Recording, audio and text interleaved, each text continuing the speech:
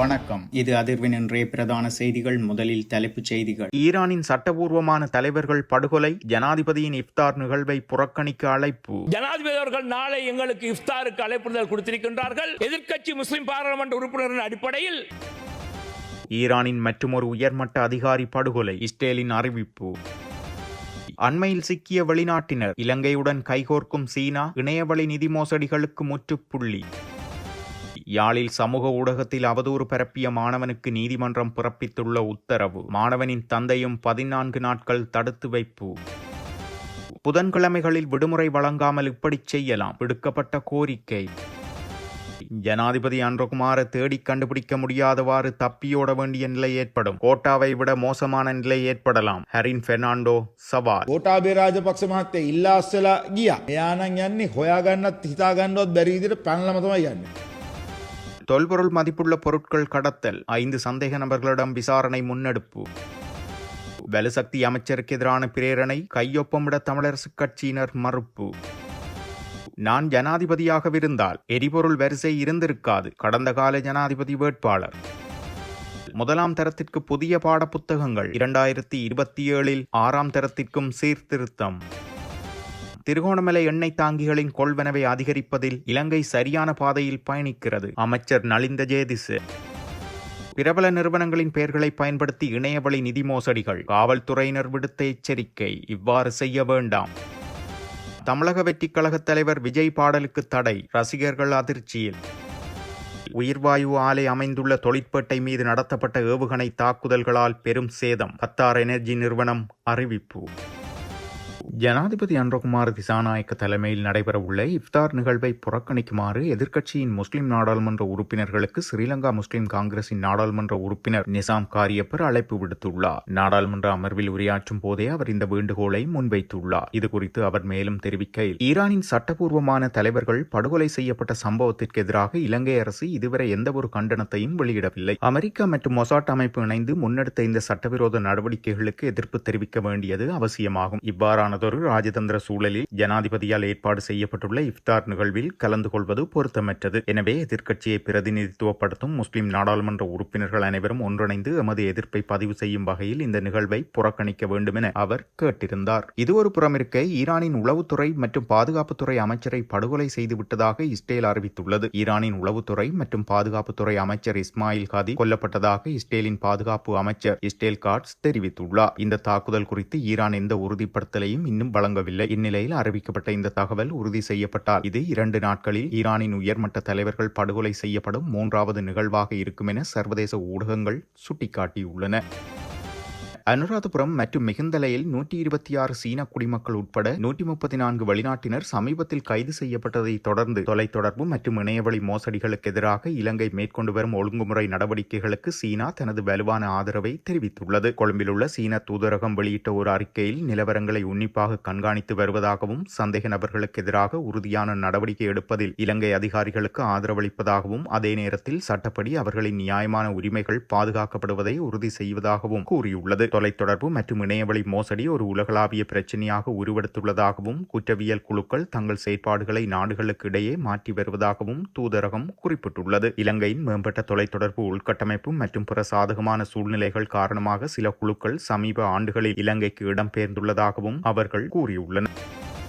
கோட்டபாய ராஜபக்சவை விட மோசமான நிலை ஜனாதிபதி அனுரவுக்கு ஏற்படும் என ஐக்கிய தேசிய கட்சியின் பிரதி பொதுச் செயலாளர் ஹரின் பெர்னாண்டோ தெரிவித்துள்ளார். உண்மையான நெருக்கடிகளை மறைத்து ஜனாதிபதி அழகிய கதைகளை கூறி வருவதால் நாட்டிற்கு எந்த நன்மையும் ஏற்பட போவதில்லை எனவும் அவர் கூறியுள்ளார். அவர் மேலும் தெரிவிக்கையில், முன்னாள் ஜனாதிபதி கோட்டபாய ராஜபக்ச பதவியை ராஜினாமா செய்துவிட்டு சென்றார். ஆனால் தற்போதைய ஜனாதிபதிக்கு தேடி கண்டுபிடிக்க முடியாதவாறு தப்பியோட வேண்டிய நிலை ஏற்படும் என்பதை நினைவில் வைத்துக் கொள்ளுங்கள். ரணில் விக்ரமசிங்க நாட்டுக்காக சேமித்துவிட்டு சென்ற $6 பில்லியன் கையிருப்பு மாத்திரமே இன்று எஞ்சியுள்ளது. இந்த அரசாங்கம் திருடவில்லை என்று கூறுகிறது. இவர்கள் எந்த வேலையையும் செய்யாததால் தான் திருடவில்லை. ஏதாவது வேலையை செய்ய தொடங்கினால் முதல் முயற்சியிலேயே தோற்று விடுகிறார்கள். பொருளாதார வீழ்ச்சிக்கு தான் பொறுப்பல்ல எனவும் உலகப் போரே காரணம் எனவும் ஜனாதிபதி தொடர்ந்து கூறி வருகிறார். எதையும் கண்மூடித்தனமாக நம்பும் சிந்திக்கும் திறனற்ற மக்கள் இருக்கும் ஒரு நாடு ஒருபோதும் முன்னேறப் போவதில்லை. அரசாங்கம் எதனை கையில் எடுத்தாலும் அதில் தோல்வியே மிஞ்சுகிறது. எரிவாயு மற்றும் QR முறையிலும் அதுதான் நடந்துள்ளது. நாட்டில் போதுமான அளவு அளவு எரிபொருள் உள்ளது என்றால் ஏன் இன்னும் வரிசைகள் காணப்படுகின்றன? கப்பல்கள் வரிசையாக வரும் என்று கூறியவர்கள் இப்போது ஏதோ ஒரு நாளில் ஒரு கப்பல் வரும் என்ற கதைகளை கூறுகிறார்கள். வாக்குறுதிகள் அனைத்தும் இன்று வேடிக்கையாக மாறியுள்ளதென சுட்டிக்காட்டிய அவர் அரசாங்கத்திடம் எந்தவொரு சவாலையும் எதிர்கொள்ளும் திறன் இல்லை எனவும் ஹெரின் பெர்னாண்டோ அரசாங்கத்தை கடுமையாக விமர்சித்துள்ளார்.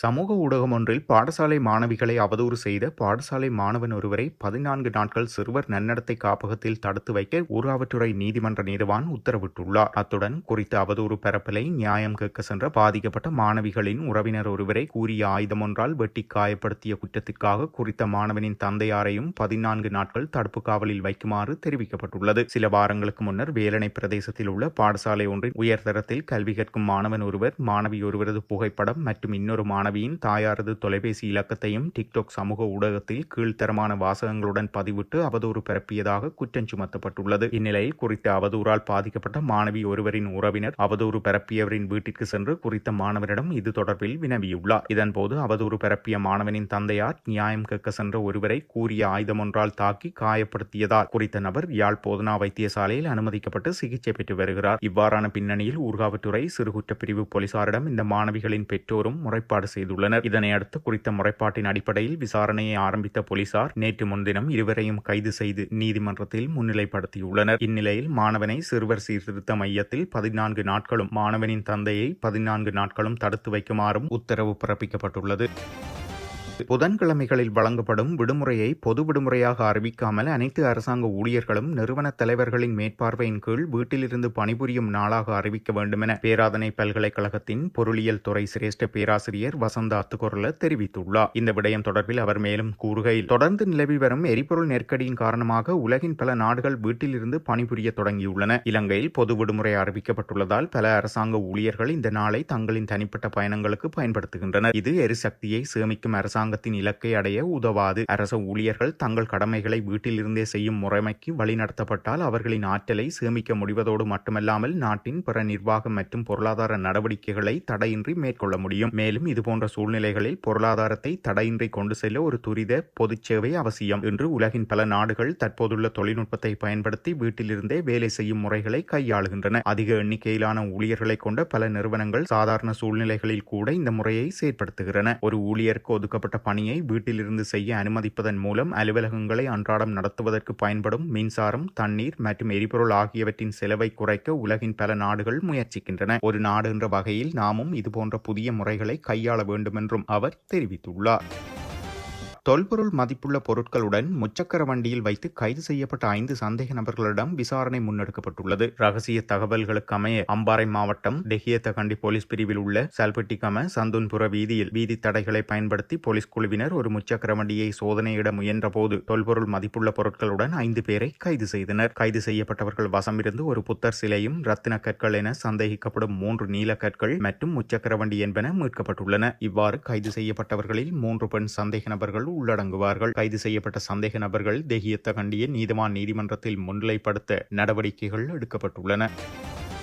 வலுசக்தி அமைச்சர் குமார ஜெயக்கொடிக்கு எதிராக பிரதான எதிர்க்கட்சியான ஐக்கிய மக்கள் சக்தி கொண்டுவரவுள்ள நம்பிக்கையில்லா பிரேரணையில் கையொப்பம் விடாமல் இருக்க இலங்கை தமிழரசு கட்சி தீர்மானித்துள்ளது. மட்டக்களப்பு மாவட்ட நாடாளுமன்ற உறுப்பினரும் தமிழரசு கட்சியின் நாடாளுமன்ற குழு தலைவர் தலைமையில் நடந்த கட்சியின் நாடாளுமன்ற குழு கூட்டத்திலேயே இந்த முடிவு எடுக்கப்பட்டுள்ளது. 3 பிரதான காரணங்களை அடிப்படையாக கொண்டு இந்த தீர்மானம் எடுக்கப்பட்டுள்ளது. அதன்படி அமைச்சர் மீதான நிலக்கரி மோசடி குற்றச்சாட்டுகள் தொடர்பாக இதுவரை போதுமான அல்லது வலுவான ஆதாரங்கள் முன்வைக்கப்படாமை மற்றும் வலுசக்தி அமைச்சருக்கு எதிரான ஏற்கனவே நீதிமன்றத்தில் குற்றப்பத்திரிகை தாக்கல் செய்யப்பட்டுள்ளதால் அது தொடர்பான சட்ட நடவடிக்கைகள் ஒருபுறம் முன்னெடுக்கப்பட்டு வருகின்றமை. அத்துடன் நாட்டில் தற்போது பாரிய எரிபொருள் நெருக்கடி நிலவும் சூழலில் இவ்வாறானதொரு நம்பிக்கையில்லா பிரேரணை அரசியல் ரீதியான குழப்பங்களை ஏற்படுத்தி பொதுமக்களை மேலும் அசௌகரியங்களுக்கு உள்ளாக்கக்கூடும் என்ற அச்சம். இந்த காரணங்களின் அடிப்படையில் எதிர்க்கட்சியினால் முன்மொழியப்பட்டுள்ள இந்த பிரேரணைக்கு தமது ஆதரவை வழங்கப் போவதில்லை என தமிழரசு கட்சி உத்தியோகபூர்வமாக அறிவித்துள்ளது. நாட்டில் தற்போது ஏற்பட்டுள்ள எரிபொருள் நெருக்கடிக்கு தான் ஜனாதிபதியாக இருந்தால் எரிபொருள் வரிசைக்கு தற்போது உரிய தீர்வு வழங்கப்பட்டிருக்கும் என ஜனசித பெரமுன கட்சியின் தலைவர் பத்திரமுல்ல சீலரத்ன தேரர் தெரிவித்துள்ளார். நாட்டில் மீண்டும் வரிசை யுகம் ஆரம்பிக்கப்பட்டுள்ளதாகவும் குறிப்பிட்டுள்ளார். கோட்டாவின் வரிசை அனுரவுக்கு வந்துள்ளது. அனுரவின் வரிசை யாருக்கு செல்ல போகிறது என்று தெரியவில்லை. வரிசையில் நின்று கடைசியில் அந்த வரிசை எனக்கு வருமா என்று தெரியவில்லை என சீலரத்ன தேரர் தெரிவித்துள்ளார். ஆனால் இந்த வரிசைக்கு நான் ஒரு ஜனாதிபதியாக இருந்தால் சரியான தீர்வுகளை வழங்கி தங்கியிருப்பேன் எனவும் சீலரத்ன தேரர் தெரிவித்துள்ளார். அதேவேளை பத்திரமுள்ள சீலரத்ன தேரர் கடந்த ஜனாதிபதி தேர்தலில் போட்டியிட்டவர் என்பதும் இங்கு குறிப்பிடத்தக்கது. பிரதமர் ஹரணி அமரசூரிய தலைமையிலான கல்வி சீர்திருத்தங்கள் தொடர்பாக நாடாளுமன்ற உபகுழு முதலாம் தரத்திற்கான சீர்திருத்தங்களின் முன்னேற்றம் மற்றும் 2027 6ஆம் தரத்திற்கான சீர்திருத்தங்களை ஆரம்பிப்பதற்கான நடவடிக்கைகள் குறித்து கலந்துரையாடியுள்ளதாக ஆங்கில ஊடகம் ஒன்று செய்தி வெளியிட்டுள்ளது. முதலாம் தரத்தின் 2 மற்றும் 3ஆம் தவணைகளுக்கான செயற்பாடு அடிப்படையிலான பாடப்புத்தகங்கள் தயாரிக்கப்பட்டு வருகின்றன. இதில் 2ஆம் தவணைக்கான செயன்முறை செயற்பாட்டு புத்தகங்கள் ஏப்ரல் பாடசாலை விடுமுறைக்கு பின்னர் விநியோகிக்கப்படும். 2027ஆம் ஆண்டு முதல் 6ஆம் தரத்திற்கான புதிய பாடத்திட்டங்களை அறிமுகப்படுத்துவதற்கான ஆரம்பகட்ட பணிகள் முன்னெடுக்கப்படுகின்றன. இதற்கான ஆசிரியர் பயிற்சிகள் மற்றும் பாடத்திட்ட மீளாய்வு நடவடிக்கைகள் தற்போது இடம்பெற்று வருகிறது. மாணவர்களின் மதிப்பீடு மற்றும் மதிப்பீட்டு முறைகள் குறித்து ஆலோசனை வழங்குவதற்காக சர்வதேச நிபுணர்கள் அழைக்கப்பட உள்ளனர். கல்வி சீர்திருத்தங்களை மேற்பார்வையிட தேசிய கல்வி வழிகாட்டல் குழுவை நிறுவுவதற்கான அமைச்சரவை பத்திரம் சமர்ப்பிக்கப்பட்டுள்ளது. இதனைத் தொடர்ந்து மாவட்ட மற்றும் பிரதேச மட்டத்திலான குழுக்களும் அமைக்கப்பட உள்ளன.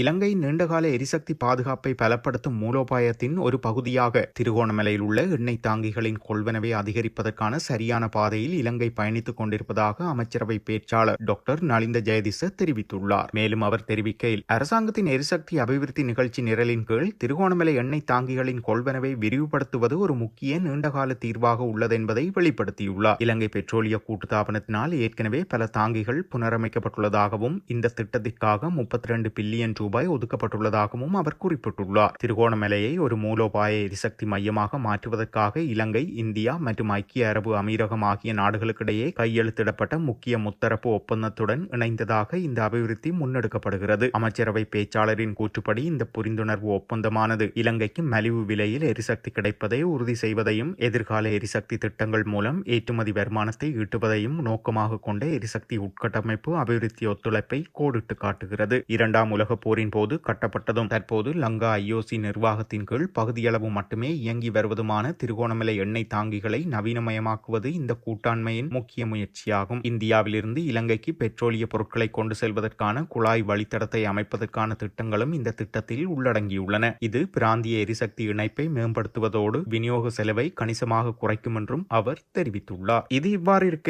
ஈரானில் உள்ள உலகின் மிகப்பெரிய இயற்கை எரிவாயு வயலில் உள்ள தளம் ஒன்று தாக்கப்பட்டதாக வெளியான தகவலை தொடர்ந்து சர்வதேச சந்தையில் மசகு எண்ணெய் மற்றும் எரிவாயு விலைகள் பாரிய அளவில் அதிகரித்துள்ளன. ஈரானிய ஊடகங்களின் இந்த செய்தியை தொடர்ந்து பிரெண்ட் ரக மசகு எண்ணெயின் விலை ஒரு பீப்பாய்க்கு $108 அமெரிக்க கடந்து உயர்ந்துள்ளது. இந்த விலை உயர்வானது நேற்று முன்தினம் நிலவிய விலையுடன் ஒப்பிடுகையில் 5% அதிகரித்துள்ளதாக தெரிவிக்கப்பட்டுள்ளது. இணையம் மற்றும் நவீன தொழில்நுட்பத்தை பயன்படுத்தி முன்னெடுக்கப்படும் நிதி மோசடிகள் குறித்து இலங்கை காவல்துறையினர் தொடர்ச்சியாக விழிப்புணர்வு நடவடிக்கைகளை முன்னெடுத்து வந்த போதிலும் இது தொடர்பான முறைப்பாடுகளின் எண்ணிக்கை அதிகரித்து வருவதாக காவல்துறை ஊடகப் பிரிவு தெரிவித்துள்ளது. நாட்டின் நம்பிக்கைக்குரிய மற்றும் பிரபலமான நிறுவனங்களின் பெயர்களை பயன்படுத்தி இந்த மோசடிகள் அரங்கேற்றப்படுவதாக விசாரணைகளில் தெரிய வந்துள்ளது. பிரபல நிறுவனங்களின் பிரதிநிதிகள் போல் நடித்து அந்த நிறுவனங்களின் சேவைகளை பெற்றுக்கொள்ள சில மென்பொருட்களை பதிவிறக்கம் செய்யுமாறு பொதுமக்கள் தூண்டப்படுகின்றனர். மென்பொருளை நிறுவுவதற்கு உதவுவதாக கூறி உங்களது கைத்தொலைபேசியின் திரையை பகிருமாறு அவர்கள் அறிவுறுத்தப்படுகின்றனர். இதன் ஊடாக உங்களது கைத்தொலைபேசியை அவர்கள் தொலைதூரத்தில் இருந்து இயக்கும் வசதியை பெற்று உங்களது வங்கி செயலிகள் மூலம் பணத்தை திருடுவதாக காவல்துறையினர் தெரிவித்துள்ளனர். பொதுமக்களிடையே தொழில்நுட்ப விழிப்புணர்வு குறைவாக இருப்பதே இவ்வாறான சம்பவங்கள் அதிகரிக்க முதன்மை காரணமாகும் என்றும், எனவே முன்னெச்சரிக்கை நடவடிக்கைகளை பின்பற்றுமாறும் காவல்துறையினர் அறிவுறுத்தியுள்ளனர். மற்றும் சமூக வலைத்தளங்களில் பகிரப்படும் அதிக லாபம் தரும் முதலீட்டு திட்டங்கள் அல்லது வருமான வாய்ப்புகள் குறித்து மிகுந்த அவதானத்துடன் இருக்குமாறும் அவர்கள் கேட்டுக்கொண்டுள்ளனர். இந்தியாவின் தமிழகம் முழுவதும் உள்ள பாடசாலைகளில் நடிகரும் தமிழக வெற்றிக் கழக தலைவருமான விஜயின் பாடலுக்கு தடை விதிக்கப்பட்டுள்ளதாக இந்திய ஊடகங்கள் செய்தி வெளியிட்டுள்ளன. கடந்த காலங்களில் பாடசாலை ஆண்டு விழாக்களில் நடன நிகழ்ச்சிகளுக்கு நடிகர் விஜயின் பாடல்களே பிரதான தேர்வாக காணப்பட்டிருந்தன. தற்போது அவர் கட்சி ஆரம்பித்துள்ளதால் தமிழகம் முழுவதும் நடக்கும் பாடசாலை ஆண்டு விழாக்களில் நடிகர் விஜயின் திரைப்பட பாடல்கள் வேண்டாம் என தலைமை ஆசிரியர்கள் அறிவுறுத்துவதாக கூறப்படுகிறது. சில பல்கலைக்கழகங்கள், கல்லூரிகள் விஜயின் பாடல்கள் இசைக்கப்படும் போது அவரது கட்சி கொடி காண்பித்தும் கட்சியின் பெயரை ஆரவாரமாக உச்சரித்தும் மாணவ மாணவிகள் காணொளிகளை வெளியிடுவதால் இந்த நடவடிக்கை எடுக்கப்பட்டுள்ளதாக இந்திய ஊடகங்கள் செய்தி வெளியிட்டுள்ளன. இத்துடன் செய்திகள் நிறைவடைகின்றன. மறக்காமல் அதிர்வு சேனலை லைக் மற்றும் சப்ஸ்கிரைப் செய்து கொள்ளுங்கள்.